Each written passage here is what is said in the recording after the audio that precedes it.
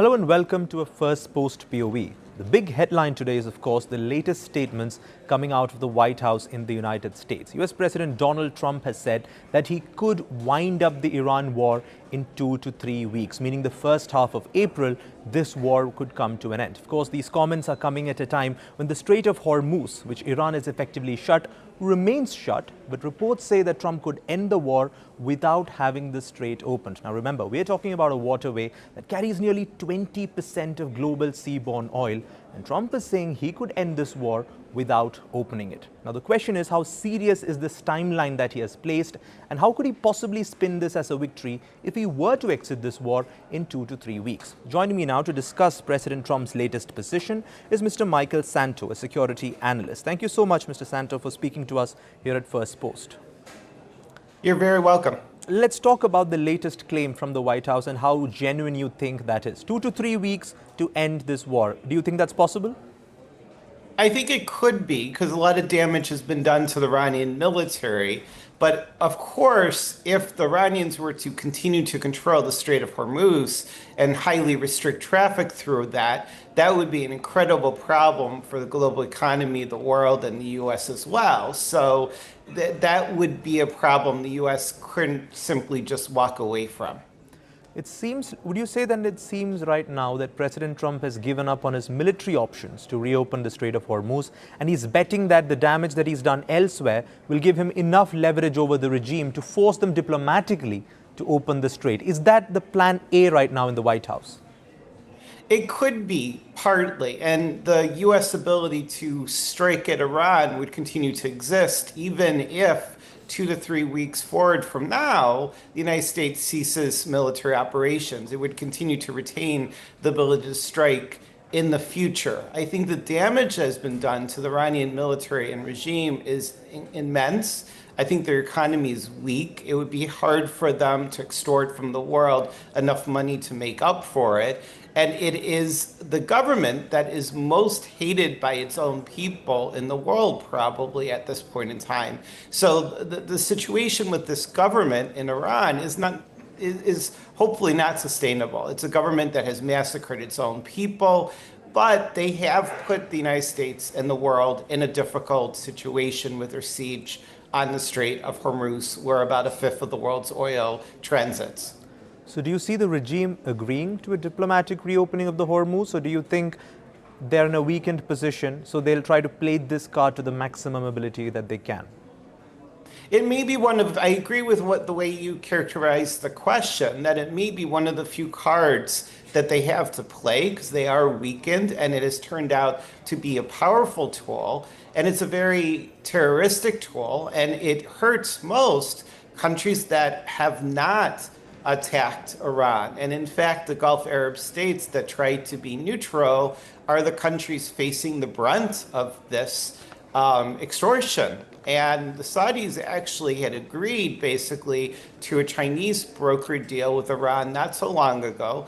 And they had initially said that they were not going to really cooperate with the US-Israeli offensive against Iran. And they have paid for this effort to stay neutral with very punishing attacks. And we see missiles attacking Dubai, for example. And it's now, of course, the United Arab Emirates and Saudi Arabia have always been allies of the United States, but they tried to stay neutral. And much of the world could suffer as a result of the siege on the Strait of Hormuz. And this government of Iran doesn't care, and it's not for their own people. They're massacring their own people. It's only a cynical effort to stay in power.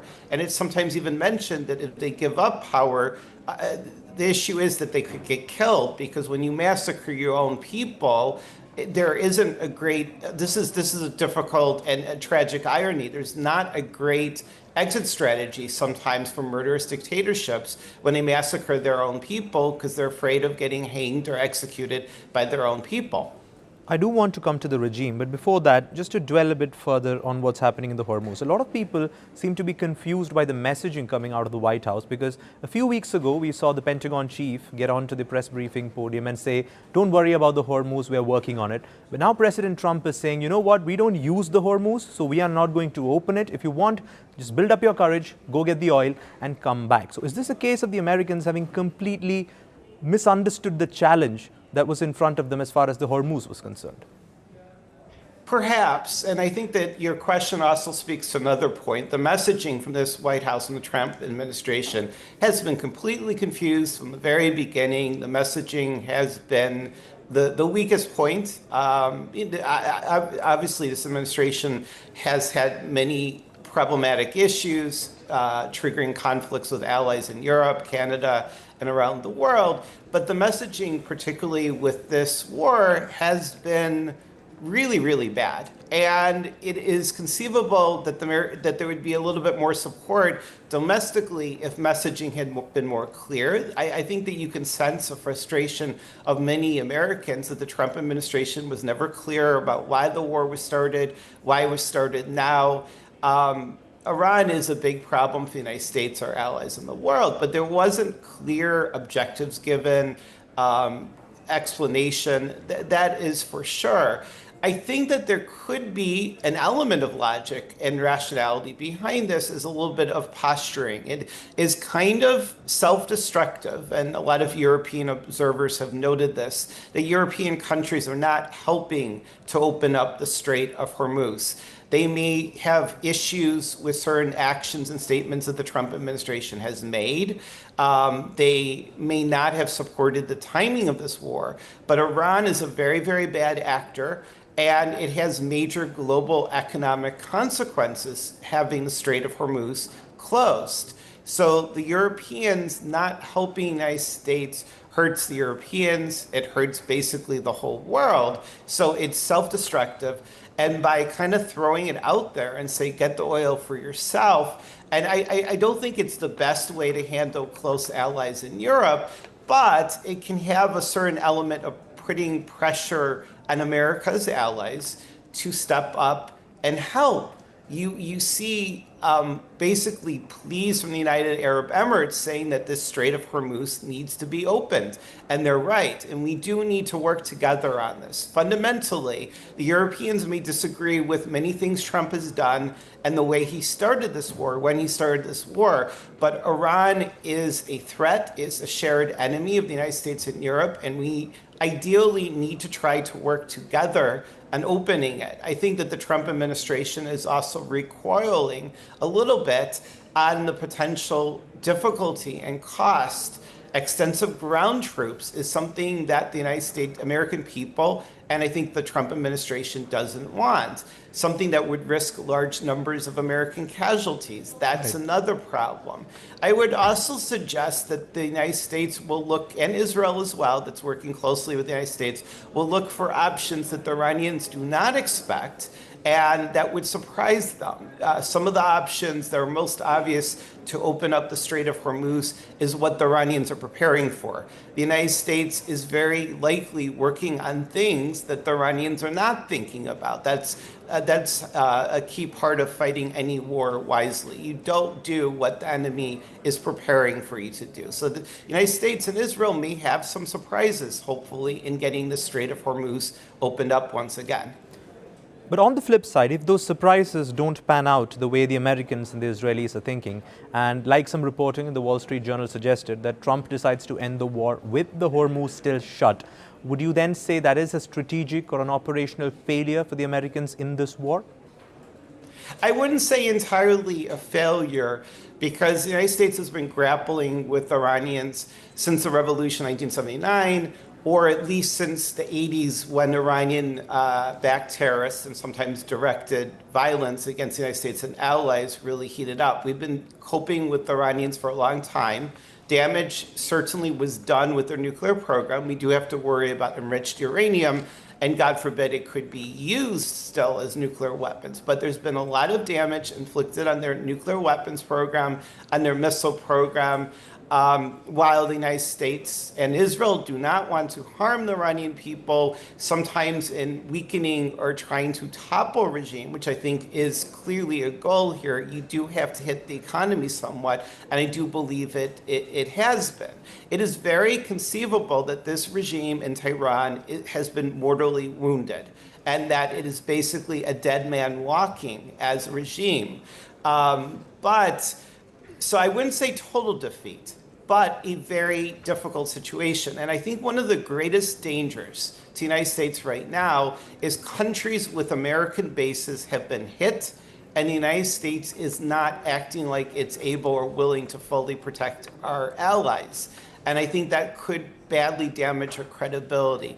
I would venture to guess, my best prediction is that this Iranian regime is not going to last. And they have unified the Gulf Arabs, which are all American allies, in a way that we have not seen since Saddam Hussein invaded Kuwait. And these are countries with large economies, powerful militaries, and a great deal of resources. And I think that may help defeat, but it may be a very, very difficult next few months for the United States and the world.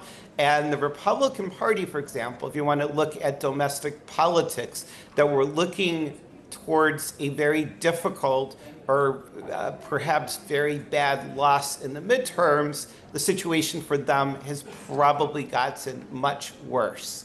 And I see the Republican Party, as we approach here in the United States, congressional midterms in November, very likely doing very badly. So trying to finally reach a resolution against this Iranian government that's troubled the United States for many decades has many potential positives, but President Trump definitely took an extremely risky decision politically, domestically, and it may cost the Republicans in the midterms. But as far as the Iranian regime that has killed so many people around the world, I'm personally hopeful that it is not able to hold out for more than a year. The regime has certainly taken a lot of hits, but there are questions about whether the US president is still focused on that initial goal he set out when he launched the operations on February 28th, which is that he was hoping that the Iranian people would seize the moment and topple the regime. That hasn't happened yet, but more than 30 days later, the president is saying the regime has already changed. There's been an automatic regime change, and we're dealing with a new leadership and therefore a new regime in Tehran. Do you buy that argument? Because a lot of the reports seem to suggest that the regime has become more radical and more hardline with a set of fresh young leaders. You're absolutely right. And that was one of always the greatest risks of attempting a regime change, that you kill some senior leaders and that you unwittingly actually create a situation where the more extreme, more fanatic, hardline elements take over. And unfortunately, we've seen this. In terms of the messaging, yeah, I do not believe at all that we have succeeded at all right now immediately in a positive regime change. That is just simply not true. And that is something that we've seen with President Trump for 10 years since he announced his presidential election. I think we even saw this during his career as a businessman, which I think is often misunderstood, that there's a lot of frankly nonsensical stuff that comes out of the mouth of Donald Trump, and it's generally very destructive and problematic. So we do have potentially very hardline elements that have, at least in the short term, asserted control. You're absolutely correct. It does make it challenging. The other big challenge here is that the hardliners have all the guns and that there aren't really an armed resistance. And so the people are victims, the majority are victims to a highly armed and largely unified force that is potentially fanatic and shown itself murderous. There was some talk about arming the Kurds, but it's not desirable morally or even politically or strategically to do something that could trigger a civil war, which gets to what my concern is. That from a humanitarian standpoint, we do also have to worry about the possibility of a deterioration in Iran that leads to a failed state, humanitarian crisis, starvation, or people simply not having water and dying of thirst. And this government in Iran doesn't seem to care. On the other hand, the way that they rapidly started firing missiles at Dubai, I think shows how, for lack of a better word, evil this government in Tehran is, and how, God forbid, they would be willing, if they had nuclear weapons, to fire it in New York or Chicago. So I think that from the most logical standpoint, we really do have to hope that this regime is basically taken out. The very difficult situation right now is the Trump administration does appear like it is at least in the near term, potentially allowing Iran to seize control of the Strait of Hormuz. Right. And I think that the government of the United Arab Emirates has been very strong on their message, and they're right, and partly out of necessity, but I think that they're the ones speaking with the greatest clarity. We cannot allow this terrorist regime in Iran to control the Strait of Hormuz. That does need to be dealt with.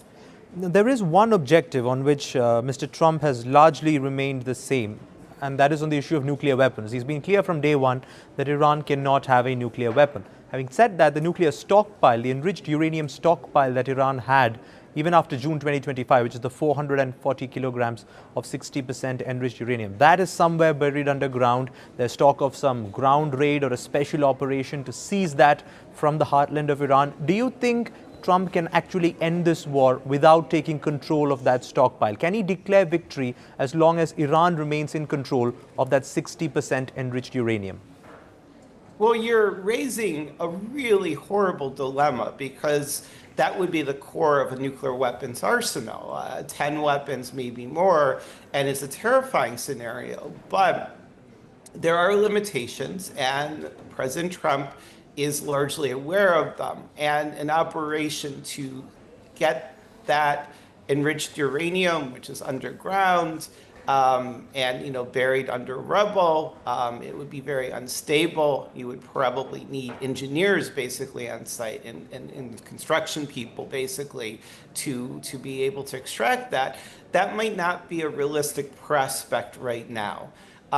We may not know where all of the enriched uranium, there may be remaining centrifuges. That's why as long as this government is in power, the danger would exist, even if we could extract that highly enriched, close to or weapons grade uranium. I think this is a very, very big dilemma. Iran never needed a enrichment program for research or for economic reasons. It always basically showed that they wanted a nuclear weapon. They are, as the United States has been clear for decades, the #1 state sponsor of terrorism. That means suicide bombings, often targeting teenagers. It means targeting American troops for 10, 20 years in Iraq. They have been a horrible problem. That enriched uranium, in defense of the military action taken by the Trump administration, and I have often been a critic, was a problem before the war. It continues to be a problem. It didn't, unfortunately, just disappear by bombing it. It, as you said, is still there. I am skeptical about whether the United States has a realistic option to retrieve it. I love to be proven wrong on that. And the United States does not want to incur high loss of soldiers, the way that any government, except apparently Putin's, would feel the same way, that you don't want to lose your own people, even though the objective is good. And you also want to keep some cards for the future. So it continues to be a problem. It is a mistake to try to lie. And you see some inclination on the part of President Trump to hide and obscure. It's still there, and it's still a threat. And ideally, it needs to be dealt with. And I think that the greatest issue here is just, and it's a correct hesitation to not want to risk large numbers of American troops on the ground in Iran. And even with the world's best military, and the United States is blessed with the most powerful military, these kind of operations can go wrong in unpredictable ways. So if the Trump administration is hesitating, as is the Israeli government, in sending ground troops to try to retrieve it, is very, very understandable. The United States and Israel may have some cards up their sleeve, and I don't think that the Iranian government should be feeling very confident right now. Right. I think both sides are placed fairly uniquely right now because the regime will simply spin survival as a victory for them. And the Americans, though, it's not clear what victory would look like for them, because there's the question of the nuclear stockpile, there's the question of the missile capabilities, and there's the question of the enriched uranium that we just addressed, which is why when President Trump says we'll end this war in 2 to 3 weeks, it actually triggers a lot more questions than it answers about how this war is going to play out in the coming days. But thank you so much, Mr. Michael Szanto, for speaking to us here on First Post. You're very welcome. Thank you for having me.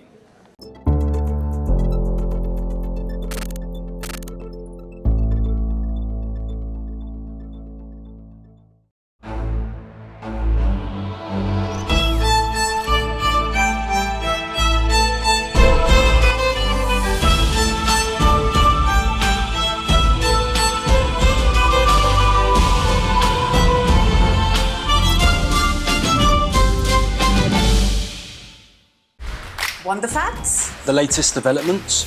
News that gets straight to the point. Well, we've got all three just for you. This is First Post Live, a brand new show, your window into what really matters. Don't miss it.